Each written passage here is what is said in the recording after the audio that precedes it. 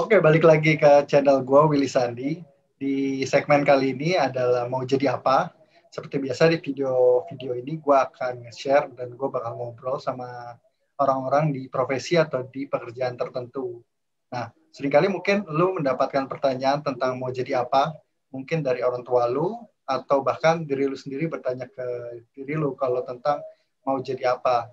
Terus suka bertanya ke diri lu, gue nanti kira-kira kalau udah gede mau jadi apa ya? Atau mungkin kalau lu yang udah kerja, kerjaan gue sekarang ini udah sesuai dengan yang mau jadi apa gue nggak ya? Nah, semoga dari video ini lu bisa mendapatkan jawaban atas pertanyaan itu. Mungkin kalau lu belum ketemu jawabannya, bisa jadi alasannya adalah lu belum tahu sebenarnya di luar sana tuh ada hal apa, ada profesi apa, ada tantangan apa yang kira-kira cocok sama lu. Atau mungkin pilihan kedua lu udah tahu jawabannya, mau jadi apa, tapi lu nggak tahu cara jalan menuju ke sananya. Nah, semoga di video kali ini bisa ngebantu lu buat menemukan jawaban tersebut. Oke, sekarang gue udah sama Dito. Bung Dito, apa kabar Bung Dito? Halo Bung Willy, kabar baik Bung. Oh, baik, Bung. Gimana kabar sehat? Kabar sehat. Udah lama nggak ketemu secara langsung, ketemunya online game. Jadi bikin konten. Iya, lama banget. Mantap, mantap. Terakhir ketemu pas futsal doang gitu. Iya, tahun lalu ya Will ya, ketemu Tahun tempat lalu ya? futsal. Futsal lo ikut tahun lalu doang. Iya. Tahun lalu Cepet, doang, cepet yang banget ya. 2021 belum. Cepet Karena udah, banget. iya udah Mei. Udah Mei, udah kita awal futsal tahun lalu. Apa kabar Bung Dito? Sehat-sehat Pertengahan. semua. Keluarga sehat? Sehat-sehat Will. Keluarga sehat juga Will, puji Tuhan. Lu gimana keluarga sehat Will? Sehat aman. Dengar-dengar Oke. Bung Dito kayaknya mau lanjut ke jenjang selanjutnya. Waduh, apa nih Halo. maksudnya? Jenjang Waduh, pendidikan apa yang mana nih? Apa yang yang lain? lain, hubungan, relationship, Oh, oh mendalui, relationship. menyusul teman-teman yang lain kayak Kiki. Gitu. Oh iya iya. Kiki udah punya Gue anak. terinspirasi sih Will. Oh, terinspirasi. Semoga lancar-lancar lah, semoga lancar-lancar. Amin amin amin. Thank you Will, Sekarang thank you Will. sekarang lagi sibuk apa, Dit? Sekarang gue sibuk kerja sih seperti biasa. Seharian gue kerja di Astra Financial sebagai developer, sebagai programmer ya. Mungkin kalau orang-orang yang dikenal di luar gitu. Developer atau programmer. Nah, mungkin kalau gue IT sih gue sering dengar tuh kata-kata programmer, developer. Nah, mungkin kalau buat teman-teman gitu bisa dijelasin sedikit ya. Maksudnya programmer itu kira-kira ngapain sih atau itu bidang apa gitu. Oke oke. Ya sebagai seorang yang kerja di bidang IT, apalagi programmer, main functionnya memang sebagai pembuat aplikasi sih Will. Ya seperti judulnya programmer kan. Ya kita ngoding, terus habis itu kita nulis code yang nantinya akan berubah jadi sebuah aplikasi, baik itu aplikasi yang ada visualnya maupun yang nggak ada visualnya gitu. Contohnya ya yang lagi ngetren sekarang mungkin ada yang namanya application programming interface. Nah itu benar-benar aplikasi yang nggak kelihatan rupanya nih, tapi nantinya akan dipakai oleh aplikasi yang memiliki rupa lainnya gitu. Dan juga mungkin membuat aplikasi-aplikasi portal yang dibutuhkan bisnis-bisnis unit ya, kayak misalnya butuh portal CRM, butuh portal apa ya, marketing analisis dan sebagainya gitu sih Will. Nah, berarti kalau sekarang itu yang lagi terkenal tahun lalu itu startup mungkin ya. Mirip-mirip gitu ya, kayak 6 dosan loh. 6 dosan, coding-coding depan komputer. Iya ya, ya kira-kira gitu lah Will. Ya Kira-kira kita gitu lebih ya. layarnya gelap gitu kan, Layar terus gelap. tulisannya warna-warni. Rasanya warna-warni. Isinya cuma function, integer, text, Betul, betul, function. betul. Nonton apaan? Function apaan? Apaan tuh function tuh Will? Apaan tuh function? Nah, mungkin berarti tadi kan lo udah cerita sedikit, berarti kan developer atau programmer itu ngebikin sebuah coding atau code. Nah, code-nya ini nanti tujuannya beda-beda ya. Ada yang kayak misalnya startup tadi kan bikin si 6 dosan bikin code itu menjadi sesuatu AI atau yang lagi terkenal sekarang artificial intelligence. Itu buat mobil Betul, betul, otomatis gitu kan, self automate gitu. betul, betul, Nah, kalau yang tadi bilang betul. sempat singgung adalah API ya berarti. Betul, betul. application program Hmm. interface. Nah, kalau yang gue sedikit tahu itu kan berarti kayak tentang misalnya yang paling gampang itu paling sering dipakai kayak mutasi rekening gitu ya, inquiry Oh saldo. iya, betul, betul. Kan kayaknya berarti API itu lu bikinin programmingnya untuk orang bisa inquiry saldo gitu ya. Misalkan Ya, kayak kira-kira gitu sih. Tapi karena gue di financial service, bukan di bank, jadi lebih banyak ke arah mungkin gini sih Will, apa bikin aplikasi supaya customernya itu bisa ngecek sisa tagihannya berapa, terus outstanding amount-nya dia sekarang berapa gitu. Terus habis itu mungkin untuk customer mau ngajuin loan yang baru, ngajuin pinjaman baru, baik itu pinjaman mobil, pinjaman multiguna, atau pinjaman pendidikan, dan semacamnya. Jadi lebih banyak ke arah situ, dan juga ya mungkin ada utility-utility lainnya loh, Will. Maksudnya bikin aplikasi yang, tadi kan kita ngomong aplikasi yang berhubungan langsung sama customer gitu. Tapi ya, kan ada juga aplikasi yang menunjang kinerja perusahaan gitu, atau membantu perusahaan, misalnya aplikasi untuk melihat tren customer sekarang itu seperti apa. Jadi untuk apa, membantu manajemen mengambil keputusan lah gitu. Nah itu juga dibuat aplikasinya. Kebetulan gue juga terlibat di situ gitu. di Terus mungkin aplikasi yang tujuannya internal gitu ya. betul tujuannya internal, untuk macam-macam lah. Ada untuk kebutuhan marketingnya internal, ada kebutuhan pengambilan keputusan, ada kebutuhan untuk inventory dan semacamnya gitu sih, Will. Nah, berarti kalau misalkan yang mungkin orang awam itu dengar programming tadi sekalian developer, mungkin mereka taunya sekarang itu bikin aplikasi HP, mobile gitu ya. Terus Betul, juga betul, bikin betul. aplikasi website gitu ya. Betul, betul. Atau juga ada aplikasi yang dulu itu desktop seperti itu. Betul, Yang betul. paling sering. Nah, kalau tadi kan lo berarti bisa dibilang API itu bisa digambarin sedikit nggak? Kalau yang kayak website kan kita bisa lihat gambarnya nih. Tadi lo bilang ada contohnya lah, kita buka Facebook, contohnya itu kan aplikasi berbasis web. Lalu juga ada Mm-mm. Facebook mobile juga ada. Nah, kalau API tadi lo bilang Ya, sempat nyinggung API itu application program interface yang tidak terlihat gitu ya. Nah, berarti itu tidak kalau terlihat. kira-kira Betul, betul. lo bikinin aplikasi program interface itu atau API itu seperti apa? Kalau bisa dijelasin. Bentuknya seperti apa? Seperti tadi gue bilang sih, dia nggak terlihat kan. Jadi lebih ke arah hanya sebuah apa ya, nggak ada antar mukanya, tapi dia terlihat. Gini deh contohnya kayak aplikasi Facebook tadi. Facebook itu kan terlihat oleh penggunanya adalah, oh kita bisa melakukan apa ya namanya, chatting, terus kita bisa melakukan apa ya namanya, komen, terus posting status segala macam gitu kan.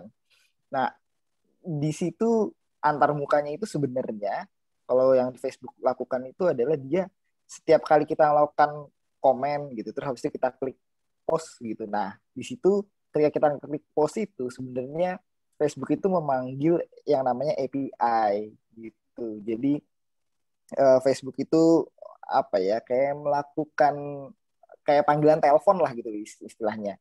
Facebook nelpon nelpon kita, terus habis itu kita balas gitu. Nah, kira-kira API itu seperti itu. Ada orang yang memanggil, ada yang membalas gitu. Nah, API itu bisa dipanggil dan juga bisa dibalas gitu sih, Will. Berarti sistemnya dia lebih menghubungkan ya antar aplikasi sendiri Betul, justru ya. betul, betul. Oke, Kira-kira oke. gitu. Nah, kalau yang kayak sekarang kan makin banyak aplikasi di kita di negara ini, terus juga di dunia ini makin banyak aplikasi-aplikasi baru yang basisnya Betul, beda-beda tuh. Kayak tadi ada desktop, betul, ada mobile, ada website. Nah, mungkin nanti dari mesin juga ada kayak misalnya mobil, lalu juga ada kayak betul, kamera kan juga itu sebenarnya di dalamnya ada aplikasinya ya. betul, Nah, betul, si betul. API ini mungkin menghubungkan kali ya di antara device-device itu bikin satu fungsi atau API ini yang bisa menghubungkan masing-masing gitu ya. Betul, betul. Jadi lebih ke arah misalnya gue punya Facebook, lu punya Facebook. Nah, kita tuh sebenarnya data kita terhubung melalui API itu gitu. Jadi nggak kita langsung dari aplikasi langsung tiba-tiba serta-merta datanya terbang ke database gitu kan, terbang ke suatu tempat penyimpanan gitu, enggak kan. Nah, API itu adalah jembatannya gitu, dari kita menuju ke tempat penyimpanan yang ada di Facebook gitu. Oke. Nah, berarti tadi kan lu sempat jelasin tuh kira-kira gambaran buat orang atau teman-teman, kira-kira gambaran developer atau programmer itu kerjaannya ngapain? Sebutannya istilahnya programmer berarti ya? Betul Atau betul, ada programmer. istilah lain? Kayak banyak sih kalau di IT itu ada istilah-istilahnya ya. Betul betul. Nah, kalau yang sekarang yang sedang ngetren itu memang programmer ini dibagi menjadi beberapa bidang, Will. Ada yang namanya back-end developer. Back-end developer ini adalah programmer yang memang sehari-harinya mengurusi tentang sistem dan juga mengurusi tentang apa ya namanya, logika-logika serta fungsi-fungsi apa yang berjalan dari suatu aplikasi di balik layarnya gitu. Sementara ada juga namanya front-end developer. Nah, front-end developer ini fungsinya untuk apa sih? Sebenarnya mereka itu adalah membuat antarmuka yang mungkin bisa digunakan oleh suatu aplikasi sehingga aplikasi itu mudah digunakan oleh masyarakat ya. Mungkin ada juga yang platformnya itu dalam bentuk website gitu, ada juga yang dalam bentuk mobile apps gitu, ada juga yang dalam bentuk desktop application tadi seperti yang lu bilang. Nah, front end itu lebih fokus membuat antarmuka yang mungkin bisa membantu penggunanya memahami aplikasi tersebut gitu. Dan juga ada juga sih programmer-programmer lainnya ya mungkin yang di balik layar kayak misalnya database administrator, mungkin nggak ada programmernya sih gitu. Oh tapi jangan salah, namanya database administrator juga mereka perlu melakukan pemrograman. Contohnya dia mau ngambil data apa ya, data kalau gue financial services ya, misalnya dia mau ngambil data customer Astra di tahun 2000 gitu. Nah itu si apa orang database itu dia juga perlu melakukan coding, melakukan pemrograman, cari gitu dengan di query ya istilahnya ya. Jadi dia ngambil data dari database gitu. Nah kemudian baru bisa ditampilkan ke penggunanya gitu. Database administrator juga ada. Terus sekarang juga ada juga namanya DevOps engineer juga ada. Seperti namanya developer dan juga operation. Nah ini lebih ke arah bermain dengan infrastruktur gitu. Kok infrastruktur kan harusnya benda yang terlihat ya gitu, tapi kok di program gitu. Kenapa sih perlu ada program infrastruktur gitu? Oh jangan salah, sekarang banyak sekali teknologi-teknologi yang udah canggih di mana infrastruktur itu berbasis cloud namanya. Jadi infrastruktur itu nggak harus terlihat, nggak harus kita beli fisiknya, tapi kita juga bisa membeli secara virtual gitu. Jadi kita apa namanya perlu juga untuk melakukan optimisasi, terus pengelolaan, dan itu tugasnya seorang DevOps engineer gitu. Juga mereka memastikan bahwa pengembangan aplikasi sudah sesuai dan bisa digunakan dan juga sudah terpasang di infrastruktur yang memang diinginkan oleh perusahaan atau tempat tersebut gitu, Will. Nah, lu udah ceritain tadi secara teknis kira-kira gambaran pekerjaannya secara langsung ya dari Betul. pengalaman lu. Nah, tadi kan lu udah sempat singgung ada DBA, ada programmer juga, terus ada DevOps juga. Nah itu kalau orang melihatnya apakah IT harus menguasain semua bidang itu atau gimana? Kayaknya kelihatannya luas banget soalnya. Nah ini dia, Will. Kalau ngomongin IT mah kayaknya semalam 2 malam nggak bakal cukup ya. Ya. Luas banget ya. Ya, lu juga sama lulusan IT pasti ngerti banget lah. Gimana ya? Kalau misalnya IT itu nggak harus semuanya dipelajarin sih gitu. Kalau gue dulu caranya adalah gue memang harus mencoba-coba dulu satu persatu gitu. Terus gue menemukan apa sih yang memang gue cocok gitu. Dan kebetulan kalau boleh flashback dikit, dulu setelah gue lulus kuliah, gue itu datang ke Harian Kompas. Di situ di media gitu. Gue juga sama sebagai programmer juga. Tapi dulu gue itu sebagai programmer front end gitu. Dimana gue lebih banyak ngurusin antarmuka tadi. Misalnya gue ngurusin tampilan website, tampilan mobile apps gitu. Di situ sebenarnya menyenangkan gitu. Gue menikmati. Kalau gue nggak menikmati mungkin gue nggak setahun lebih di sana gitu kan. Tapi gue dapat setahun 8 bulan di sana. Itu gue menikmati banget. Tapi setelah berjalannya waktu, gue merasa kok kayaknya gue bisa lebih daripada hanya membuat sebuah antarmuka gitu. Akhirnya gue dengan jiwa muda gue dan jiwa developer gue jiwa programmer gue masih menggebu-gebu banget kan Will. Wah, masih muda. Gue harus, aduh, masih muda lah Will. Lu juga masih muda Will. gue menggebu-gebu banget kan. Ya gue harus cari tantangan baru gitu. Akhirnya bertemulah gue dengan perusahaan gue setelahnya, yaitu CMB Niaga. Di CMB Niaga itu memang awalnya kemampuan programmer gue nggak terlalu digunakan karena di bank seperti yang lu tahu kan mungkin masih ada tenaga pembantu lah ya, kita sebut sebagai vendor gitu.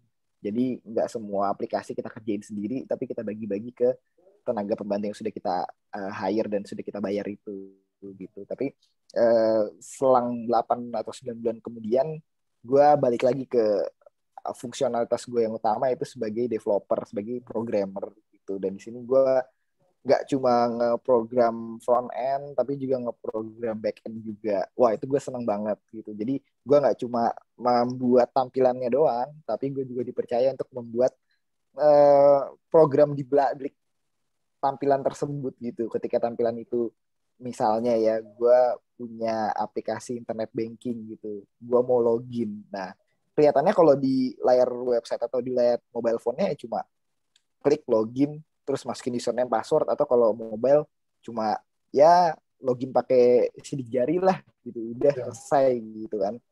Tapi di balik layarnya nggak tahu nih gitu kan, ngapain aja sih gitu kan. Nah, di situ gue dapat kesempatan tuh untuk membuat di balik layar itu seperti apa ketika ya memasukkan username password. Oh iya, ada validasi username password nih, kita bikin aplikasi untuk memvalidasi apakah username dan password itu benar gitu, atau apakah biometrik dari si sidik jari ini sesuai nggak sama punyanya nasabah gitu. Nah, itu di situ gue belajar banyak tuh gitu. Nah, di situ gue explore banyak lah Will. Jadi gue menemukan ternyata gue tuh memang passionnya sebenarnya di back end developer, di balik layarnya, programmer di balik layar. Dan itu gue seneng lah gitu. Lu menemukan kesenangan sendiri ya sebagai developer yang coding. Mungkin kalau bagi sebagian orang lihat ini ngapain kerjanya cuma lihat teks depan komputer setiap hari. Nah, mungkin kalau ada project-project, misalnya kita kayak tadi lu bikinin aplikasi yang kecil untuk validasi login, terus kayak sidik jari kan, kita ngeliatnya cuma sidik jari ya, tapi kan di balik itu semua harus ada ngebaca sensor sidik jari seperti apa, terus ubah sensor sidik jari jadi kata-kata di dalam programming, nah itu divalidasi, ya gitu kan. Itu lu menemukan keseruan sendiri di situ ya. Betul. Di situ keseruannya nambah lah, nggak cuma kelihatan dari luarnya doang, tapi kita tahu belakangnya ngapain sih dia gitu.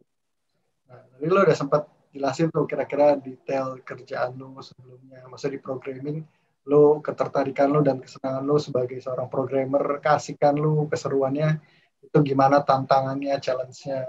Nah, tadi lo sempat singgung juga, lo balik flashback ke pas kuliah. Mungkin bagi teman-teman yang mau coba kira-kira, oh dunia IT kayaknya seru juga nih, habis dengar dari cerita lo, langsung semangatnya, wah, seru juga nih kayaknya gitu buat nyoba-nyoba. Kan kita biasa SMA atau kuliah kan kayak gitu ya, wah nih bahkan SMA kayaknya, wah nih kayak seru nih kalau jadi ini. Kalau kuliah mungkin katanya orang udah nyemplung jadi nggak usah keluar gitu. Biasanya sih gitu, kalau udah kuliah nyemplung ya, emang keluarnya mahal soalnya, harus bayar biaya kuliah lagi. Setuju. Betul. Ya teman-teman, kalau misalkan masih SMA, masih belum milih kuliah jurusan apa, mungkin dengar cerita lo, kira-kira IT tuh kayak gimana sih gitu kan. Wah ini seru nih kayaknya gitu. Nah, lo bisa ceritain pas lo kuliah waktu itu, lo emang ambil jurusan IT kah atau lo justru ambil jurusan lain? Oke. Kebetulan gue juga kuliah IT, Will. Gitu. Dan gue dulu kuliah IT di salah satu universitas negeri. Ya langsung aja lah sebut ya, namanya Universitas Negeri Jakarta. Jurusannya ilmu komputer, dan yang uniknya lagi, gue itu angkatan pertama di ilmu komputernya Universitas Negeri Jakarta. Bener-bener angkatan pertama. Iya, angkatan antara angkatan percobaan atau angkatan. Nah, itu dia. Ya emang agak-agak sedikit percobaan gitu, tapi ujung-ujungnya ya berhasil juga gitu. Berhasil lolos, berhasil lulus, berhasil jadi orang. Gitulah yang penting lah. Ya kan. Terus kalau gue sih mau ngasih gambar aja ke teman-teman. ketika gue kuliah IT itu memang yang kita harapkan pertama adalah wah kita bakal banyak berhubungan sama komputer nih gitu, asik banget gitu. Memang benar harus diakui ya pasti lu juga ngerasain lah Will. Mungkin di semester udah pertengahan gitu kita memang banyak pakai komputer gitu. Tapi di semester awal buat sharing aja itu memang banyak sekali mata kuliah matematika gitu. Dimana kalau misalnya teman-teman hobi banget matematika, cocok, bener. Tapi kalau misalnya teman-teman yang mungkin matematikanya kurang kurang minat, suka, kemampuannya juga mungkin nggak terlalu kuat di matematika, mungkin akan struggle kali. Betul, karena terasa banget sih, gue sharing aja waktu gue kuliah itu sebenarnya pertama kali itu ada 33 orang untuk kita masuk. Terus kita ekspektasinya kita akan banyak bermain di komputer gitu. Ternyata kita masuk enggak. Banyak kan matematikanya. Mungkin di satu semester itu mungkin cuma ada 2 mata kuliah yang berhubungan dengan komputer langsung gitu. Dan itu juga langsung ke arah algoritma pemrograman gitu. Banyak orang kaget gitu. Wah, kok kuliah IT kayak gini ya gitu. Akhirnya di semester 3 dari yang ada 33 orang start, di semester 3 tinggal 22 orang, 11 orang tereliminasi. Ini eliminasi sendiri apa eliminasi karena kampus sendiri kayaknya? Ini tereliminasi sendiri. Bukan karena nilai. Dan kalau gue boleh cerita dulu, teman-teman gue juga banyak yang kaget sama kayak gue. Akhirnya kita tuh dapat IP 3 itu kayaknya udah keren banget gitu. Iya keren banget. 3 lewat dikit aja udah keren banget gitu. Udah paling pinter di kelas nih. Wah enggak juga. Gue juga enggak terlalu pinter. Ada yang 4 banyak kali. Kalau semester pertama enggak ada. Karena semua kaget tuh, semua kaget. Iya. Semua enggak sesuai ekspektasi. Oh tiba-tiba kok menjadi matematika semua nih gitu. Ada kalkulus, ada aljabar linier. Waduh, kok gini kuliah IT gitu kan. Ya terus habis itu ya kita coba berdinamika, terus kita coba menyesuaikan diri gitu kan. Nah, kita coba jalani dulu lah sebenarnya ini matematika ini mau ngebawa kita kemana sih gitu. Kita jalanin 1 semester, 2 semester, 3 semester dan setelahnya gitu.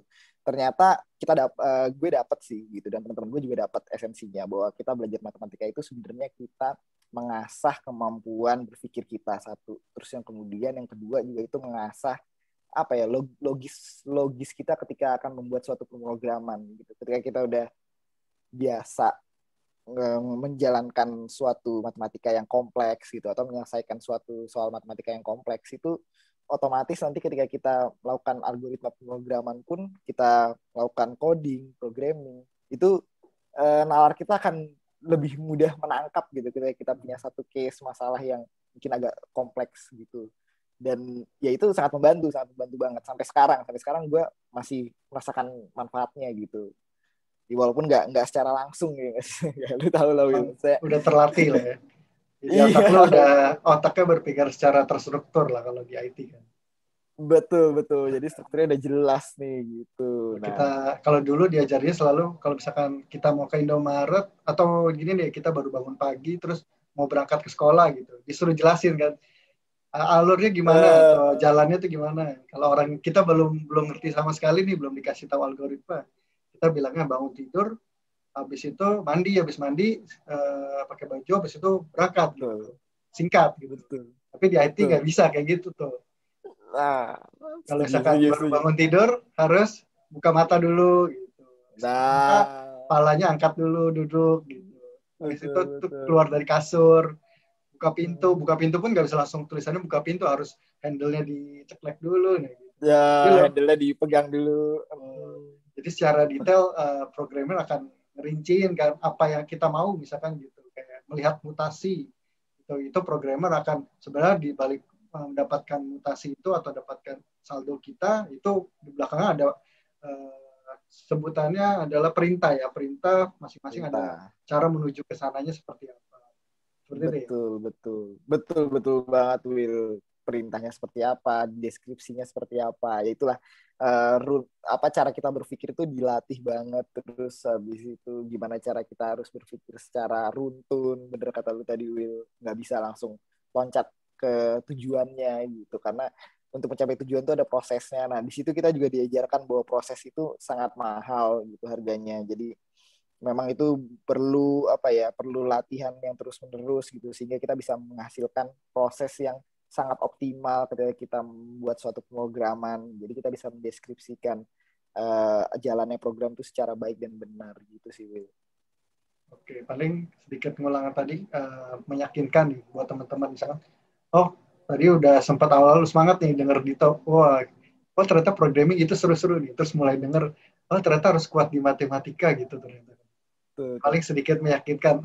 Kalau menurut lo, kira-kira kemampuan apa yang harus dimiliki? Maksudnya buat orang, kira-kira kalau mau masuk IT biar nggak terlalu struggle lah gitu. Maksudnya emang ini selain kalau emang minat dengan passionnya, tapi dengan kemampuannya kan juga harus cocok kan, biar dia nggak terlalu struggle juga gitu kan. Kira-kira menurut lo kemampuan apa sih yang harus dimiliki orang tuh, biar kalau masuk IT tuh emang, ya orang kalau masuk IT tuh cocok gitu loh. Cocok, oke. Sebenarnya ini basicnya semua mata kuliah sih, Will. Maksudnya gak cuma IT doang gitu. Yang paling pertama itu adalah harus mau belajar.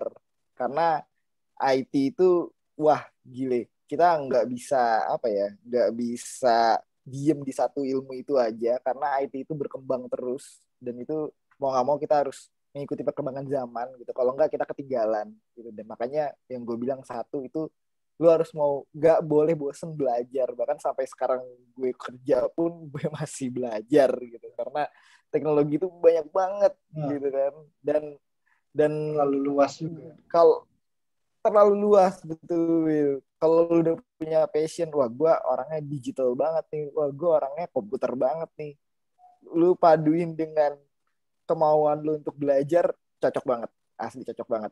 Walaupun lu dalam tanda kutip matematika gue kurang gitu, tapi kalau lu punya minat buat belajar, maksudnya nggak pernah berhenti belajar, continuous learning, itu cocok, lu qualified lah jadi orang IT.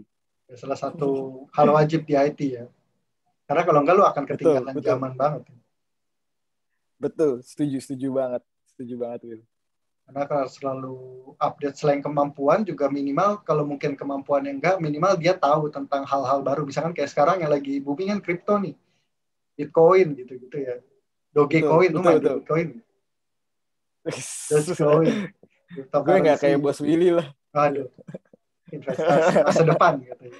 Nah, tapi kan orang taunya namanya Bitcoin sama cryptocurrency gitu. Padahal kalau dari sisi IT-nya itu adalah suatu perkembangan dari teknologi yang namanya kan blockchain. Betul. Nah, kalau orang-orang yang sifatnya tidak mau belajar hal baru, mungkin nanti kalau dunia IT tiba-tiba blockchain atau Bitcoin ini adalah satu hal yang sudah lumrah dan dipakai banyak, mungkin justru kan kayak ketinggalan gitu kan. Betul. Justru orang IT harus terbuka terhadap hal-hal baru gitu. Betul. Ini yang menjadi pembeda kita dengan jurusan yang lainnya sih, Will. Tapi mungkin ini juga dipakai juga dengan jurusan lainnya gitu. Nah, kalau jurusan IT itu biasa kuliah tetap 4 tahun seperti yang lainnya atau ada yang lain-lain? Ada perbedaannya? Ada perbedaannya?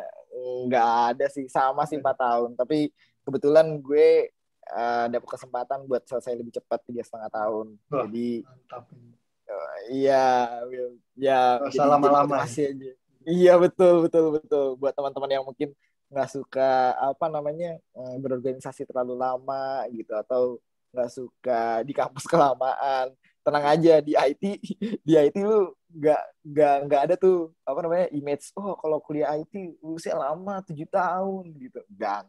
Tenang aja, lu jangan mikirin yang dibilang orang kayak gitulah. Pokoknya fokus aja dan kejar apa yang lu mau gitu. Kalau lu udah minat dan lu yakin bisa, pasti bisa. Gue contohnya, soalnya walaupun gue di negeri yang kata orang lulus di negeri itu susah, kalau 3,5 tahun bisa. Jangan takut ya, apalagi kayak Willy nih di Binus ya kan. Waduh, 4 tahun bisa beda. tapi bisa juga kan, Will, kalau misalnya dia punya minat dan usaha pasti mau kan 3,5 Bisa. tahun. Kayak yang tadi bilang mau Sama. niat untuk belajar. Betul banget, Will. Betul banget. Oke, oke. Paling kita lanjut ke pertanyaan selanjutnya tuh pertanyaan yang mungkin sering ditanya sama orang. Kalau misalkan kuliah gitu kan, khususnya nih terkait kuliah IT, karena kan lebih backgroundnya IT.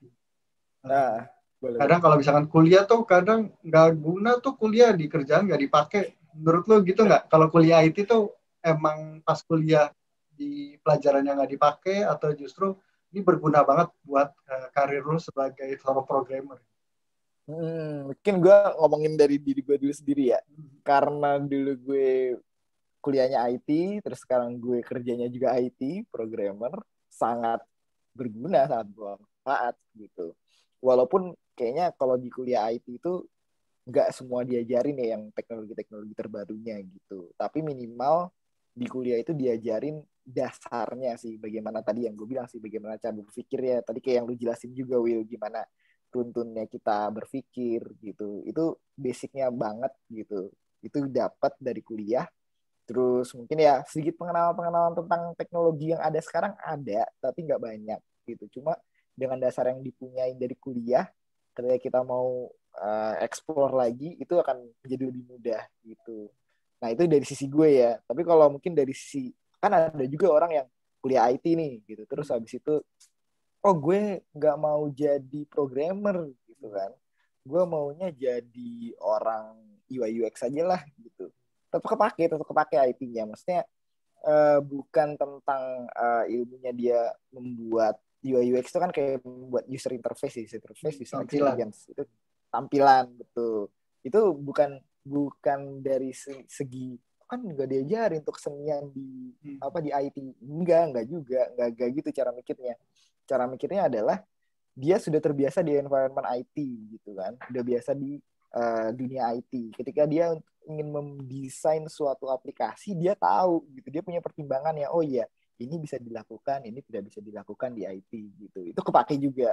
Jadi seorang UI UX yang lulusan IT itu sangat bermanfaat gitu. Terus ada lagi mungkin gue nggak mau jadi programmer, gue maunya jadi technical writer. Wah, technical writer tuh apaan tuh Apa gitu lagi kan? tuh? Barang Technical apa? writer itu barang apa lagi tuh, Will, ya kan? Technical writer itu ya seorang yang fungsinya itu adalah membuat dokumentasi pemrograman yang dibuat oleh programmer gitu. Nah, kalau kita nggak punya basic IT mau jadi mau bikin dokumentasi yang dibikin sama programmer, gimana caranya ya kan? Ya harus kuliah IT lah gitu. Ya Bacanya bisa, aja tapi udah lu nggak butuh. ngerti ya. Betul. Ya bisa aja sih lu bukan background IT gitu, tapi lu butuh effort lebih lah buat belajar itu gitu. Sementara kita yang dari IT udah punya bekal gitu. Terus ada lagi misalnya gue mau jadi orang produk aja lah, product owner gitu. Product owner tuh ngapain sih gitu. Product owner tuh ya salah satu orang yang bertanggung jawab dalam pengembangan suatu produk. Yang produk itu ya biasanya berhubungan dengan aplikasi gitu kan. Nah, karena itu berhubungan dengan aplikasi, orang produk owner yang lulusan IT biasanya tahu sama kayak UI UX tadi. Biasanya dia tahu gimana sih cara mengembangkan suatu produk ini, gimana sih dia bisa mengimprove lagi produk ini dari segi teknologi dan juga dari segi lainnya gitu. Jadi view-nya lebih luas tapi basic IT tetap kepake gitu. Berarti bisa Ada apa dibilang lagi ya? pas kuliah itu banyak hal-hal yang lu pelajarin itu adalah dasar-dasar yang bakal dipakai di bidang profesi apapun yang terkait dengan IT gitu. Betul. Tinggal dari passionnya kita aja. Kalau misalnya kita nggak mau pemrograman, oh lulusan IT banyak kok. Contohnya kayak lu aja, Will. Lu Ya, kan seorang bisnis analis, ya kan? ya. Ya, seorang bisnis analis yang ngerti teknologi kan pasti membuat analisa dari segi bisnisnya juga pasti ada pertimbangan dari sisi teknologinya juga kan. Nah, itu salah satu nilai plus gitu. Jadi apa ya, tetap berguna sih. Nggak ada yang nggak berguna gitu. Oke. Mungkin kalau orang yang bilang pas kuliah itu nggak kepake itu berarti dia pas kuliah antara nggak masuk atau bolos ya. Nggak kepake emang nggak ada Mungkin isinya yang soalnya. Nggak mungkin dapet dia apa-apa lebih ke dari arah itu. bisa. Mungkin dia ya santai-santai aja, mungkin dia YOLO gitu, you only live once gitu ya. Nggak apa-apa sih, terserah dia juga gitu. Tapi ya lu bakal nyesel soalnya nanti pas kerja banyak pakainya gitu. Nah, berarti kan kalau misalkan sebagai mahasiswa tadi lu udah belajar basic-basic di kampus dan itu memang hal yang lu bakal pakai banget nih di pekerjaan lu, bidang profesi lu ya. Nah, tapi Betul, mungkin betul. balik ke dikit, kalau misalkan masuk IT itu perlu, kalian lu bilang fokusnya di matematika ya, harus kuat. Itu harus, pendidikannya harus IPA juga atau dari IPS sebenarnya bisa masuk ke IT? Hmm. Oke, oke. Pertanyaannya bagus, Will. Kalau di ini nggak tahu ya, mungkin koreksi gue kalau salah ya, Will ya. Kalau di universitas swasta mungkin nggak boleh ya, Will ya, harus IPA yang pasti. Tapi kalau di universitas negeri ada kemungkinan untuk dari IPS gitu, karena dulu waktu gue ujian masuk perguruan tinggi negeri itu ada yang namanya ilmu pengetahuan campuran gitu. Jadi Oh, memang orang IPS yang mungkin punya kemampuan lebih gitu. Maksudnya yang orang IPS yang punya wawasan luas bisa juga masuk IT gitu. Tapi rata-rata memang lulusan IPA sih. Kalau misalnya yang lulusan IPS biasanya nggak bisa masuk ilmu komputer. Mungkin masuknya ke sistem informasi ya, Will ya. Di BINUS ada tuh kalau nggak ya, salah. sistem informasi. Sistem informasi. Mungkin itu nggak heavy di matematiknya atau di Teknis. pemrogramannya. Di teknis dia nggak terlalu dalam gitu. Tapi lebih ke arah bagaimana manage suatu sistem, suatu aplikasi. Di sana mungkin lebih banyak diajarkan tentang itu ya. Terus apa implikasinya untuk model bisnis dan proses bisnis seperti apa. Mungkin lebih ke arah situ sih, Will ya. Gitu. Nah, berarti tapi lebih banyak kan kampus mungkin menerima prefer yang IPA karena emang dianggap IPA itu lebih basicnya kuat kali ya, perhitungan matematika atau secara logika mereka lebih dianggap lebih lah dari anak IPS. Tapi mungkin beberapa kampus juga memang buka untuk IPS mungkin dengan beberapa tes kali ya. Takutnya kalau mereka Betul. masuk tanpa tes juga mereka kasihan sendiri ya. Udah masuk semester 2 tiba-tiba kayak tadi lu bilang tereliminasi sendiri. Iya Kan kan, kasihan nggak harusnya. tahu bila tahu-tahu angkat kompor. Iya, kasihan juga sih. Dieliminasi. Kan kasihan udah masuk semester 1, semester 2 harus ganti jurusan. Iya, sayang banget kan. Apalagi kalau di tengah semester gitu kan, ya mau nggak mau nanti mulai lagi di semester ganjil kan. Jadi dia habis setengah tahun sia-sia aja gitu. Oke, oke. Nah, ini kita udah coba sempat bahas itu dari sisi akademis nih, akademik. Tapi kalau menurut Li, apakah lu pernah lihat teman-teman lu juga atau yang masuk ke bidang IT, misalkan programmer ataupun mungkin tadi database, nah, terus juga mungkin kalau di IT juga ada network segala macam itu, Network, betul. mereka bukan dari akademis, bukan dari kuliah, tapi justru dari sifatnya yang pembelajaran di luar bidang akademis, misalkan kayak dia ikutan seminar atau mungkin lebih ke pelatihan kali ya, yang dapat sertifikat tuh kayak gitu-gitu. Nah, apakah memang kalau ngikut di IT itu sebenarnya nggak usah kuliah IT pun dengan fokus di pelatihan tertentu? Sekarang kayak banyak kan ya kayak pelatihan yang di online tuh khususnya kayak Udemy ya, Udemy dan Betul, Udemy, Code Udemy. Academy gitu-gitu ya. Itu kan mereka dapat sertifikat dengan belajar tentu, misalnya kita belajar database, belajar pemrograman. Menurut lo, apakah tanpa kuliah IT pun, maksudnya dalam sisi kuliah akademis di universitas, kita bisa sebenarnya masuk ke dunia IT dengan cara seperti itu? Oke. Wah, ini bagus nih pertanyaannya. Keren, Will.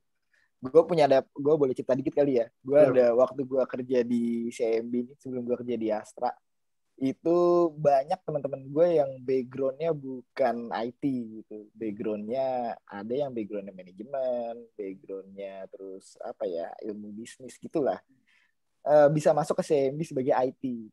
oh, Gue iseng-iseng tanya tuh, ah, kok lu bisa sih gitu, kebetulan dia sesama developer nih, sama programmer gitu kan, kok lu bisa sih masuk CMB IT lagi, tapi jurusan lu manajemen gitu, terus jurusan lu akuntansi bisnis, kok bisa sih? Gue ini beneran ada sekitar 3 atau 4 orangan gitu, gue ngobrol sama mereka, terus mereka sebenarnya macam-macam jalurnya, Will. Ada yang satu otodidak, tapi nggak cuma otodidak aja, untuk meyakinkan rekruter bahwa dia itu adalah seorang tech savvy gitu, saya yang udah berbiasa dengan IT, dia melakukan sertifikasi gitu. Dia sertifikasi, ambil ada sertifikasi misalnya pemrograman Oracle atau Microsoft dan semacamnya gitu, sehingga dia diterima. Terus yang kedua, ada juga orang yang ikut kursus intensif, Will. Nah, mungkin kayak yang kalau kita tahu tuh kayak Active Aid, terus habis itu Purwadika, School of Coding. Nah, itu dia ikut itu selama kurang lebih mungkin setahun gitu. Setelah dia lulus, dia punya sertifikasinya. Kemudian itu sangat dinilai oleh tempat gue dulu gitu, dan ya mereka bisa gitu masuk CMB. Dan ada juga yang otodidak juga, tapi cara belajarnya agak unik. Cara belajarnya itu dia apa ya, bukan ngambil kursus tapi belajar dari temen. Setelah belajar dari temennya ini ngerekomendasi dia karena dia ada kemampuan IT yang deep. Itu juga ada yang kayak gitu. Unik juga ada tuh. Juga ada itu berarti emang kemampuan dia kayak bakat terpendam, tiba-tiba ada yang nemu, ini orang IT banget. Betul. Mau nggak dicoba? Betul. Setuju banget gitu. Kalau yang di luar itu gue belum nemu sama sekali gitu. Tapi yang pasti, dari beberapa contoh lo itu kayaknya emang untuk masuk ke dunia IT itu cakupannya nggak hanya sekarang di bidang akademik ya. Kita masuk kuliah IT. Tapi justru kayaknya lebih ditekankan justru yang profesinya atau pendapatan atau gajinya lebih tinggi, justru yang makin tersudut atau lebih tajam di bidang tertentu ya. Kayak misalkan dia ambil pelatihan tertentu SAP, Oracle, ya, semakin expert dia, semakin dia banyak pelatihan, justru malah semakin dia kualitasnya bagus gitu. Betul. Setuju banget itu. Kayak gitu sih banyakan. Jadi nggak harus dari IT sih, tapi teman-teman yang mungkin merasa oh ya gue ini banget ya, pernah passion banget nih di IT gitu, bisa juga masuk IT, tapi ya memang dibutuhkan beberapa bukti nih. Apa sih buktinya lu itu IT gitu. Nah, buktinya tadi dengan sertifikasi gitu, atau juga dengan apa ya namanya, kursus. Terus habis itu kursusnya bisa online bisa offline gitu ya, semacamnya lah gitu. Oke. Jadi memang jalan untuk masuk ke dunia IT selain peluangnya besar, tapi cara untuk mendapatkan ilmunya juga sekarang di internet udah banyak banget ya. Udah gampang, banyak tinggal tadi lu bilang keinginan mau untuk belajar sendiri ya. Betul. Mungkin ditambah dengan kalau kemampuannya emang dia oke, ya dia dengan belajar sendiri juga bisa gitu ya. Betul. Makanya tadi gue bilang ini bukan basicnya IT doang, tapi basicnya semua jurusan. Karena gue menemukan orang-orang IT yang bukan dari lulusan IT, Will. Sudah di-proof berdasarkan pengalaman. Betul. Ya. Oke. Paling kita lanjut ke pertanyaan terakhir nih. Biasa gue tanyain ke orang-orang yang gue ajak interview atau ajak ngobrol. Nah, ini tapi kayaknya jawabannya sih lu udah jawab di awal tadi sih. Ini lu sebagai programmer ini, apakah itu sebagai pekerjaan yang menurut lu udah mau jadi apanya lu? Jadi gue ini gue udah programmer banget. Ya udah gue akan mengkhususkan diri ke bagian programmer ini sampai mungkin nanti pensiun, atau mungkin lu bisa sampai buka startup kali ya. Syukur. Mungkin kan target semua orang beda kan, ada yang mau buka startup, ada yang mau sampai jadi direktur kan gitu. Sekalian mungkin pertanyaannya nyambung ke dari kalau ini mau jadi apa lu, nah target lu ke depan kira-kira di dunia itu tuh peluangnya seperti apa, dan lu punya gambaran dengan lu jadi seorang programmer, lu punya target sampai kemana gitu. Mungkin gue jelasinnya berarti dalam 3 hal ya, Will ya. Sebelum, sekarang, dan sesudah gitu ya. Sebelumnya ini gue merasa pekerjaan ini memang gue banget gitu. Gue banget karena ya gue suka melakukan pemrograman, gue memang orangnya senang banget dengan teknologi baru juga gue senang banget gitu. Terus untuk yang sekarang menurut gue karir gue masih on track. Gue masih jadi programmer walaupun levelnya udah senior, tapi ya masih melakukan banyak sekali eksperimen, masih melakukan banyak sekali pembelajaran yang mengasah skill gue sebagai programmer gitu. Dan yang kedepannya pastinya gue mau jadi programmer tetap pasti, tapi mungkin dengan level yang berbeda gitu, karena gue punya cita-cita itu menjadi technical architect gitu, dimana gue bisa punya helikopter view yang lebih lebar gitu tentang suatu, mungkin nggak cuma terbatas di aplikasi, tapi mungkin nanti juga gue akan merambah ke artificial intelligence, lalu juga machine learning gitu. Yang sekarang mungkin udah gue lakukan tapi masih sedikit-sedikit gitu, masih dibantu oleh tim data engineer atau tim AI engineer gitu. Tapi gue udah mulai merambah ke situ gitu. Dan ketika gue mau jadi seorang technical architect, gue harus bisa juga punya insight, punya pengalaman, pernah ngoding juga, mungkin bagian artificial intelligence atau machine learning dan teknologi-teknologi lainnya yang terkini gitu, sehingga ketika nanti jadi gue seorang arsitek tuh gue bisa mendesain aplikasi atau mendesain suatu sistem yang memang bermanfaat, berguna, dan juga efisien, sehingga tidak membuang-buang duit lah istilahnya gitu ya, Bu. Kita punya hitungan cost gitu ya, kalau di programmer cost untuk jalaninnya biasa hitungannya waktu. Betul, nggak buang-buang waktu, nggak buang-buang investasi yang sia-sia gitu. Jadi ya solusi yang gue bawa nanti sebagai gue ketika gue nanti jadi arsitek itu sangat berkenan bagi banyak orang gitu sih. Jadi menurut gue karir gue sekarang sebagai programmer tuh gue banget sih gitu. Jadi menurut lo kalau di sisi IT, apakah di bidang Indonesia mungkin atau mungkin di luar negeri juga, di bidang IT ini kalau orang yang mau masuk IT itu peluangnya masih sangat besar atau justru peluangnya udah kecil banget nih gitu. Menurut lo gimana? Wow, bagus nih pertanyaannya. Peluangnya gede banget, Will. Gede, segede-gedenya. Karena gue aja sekarang udah di kantor ketiga nih. Udah itu bisa loncat-loncat kemana-mana ya. Orang IT laku banget, Will. Iya. Iya, Will, bener. Gue merasakan impact-nya banget gitu. Sekarang apalagi banyak bermunculan startup ya, Will ya.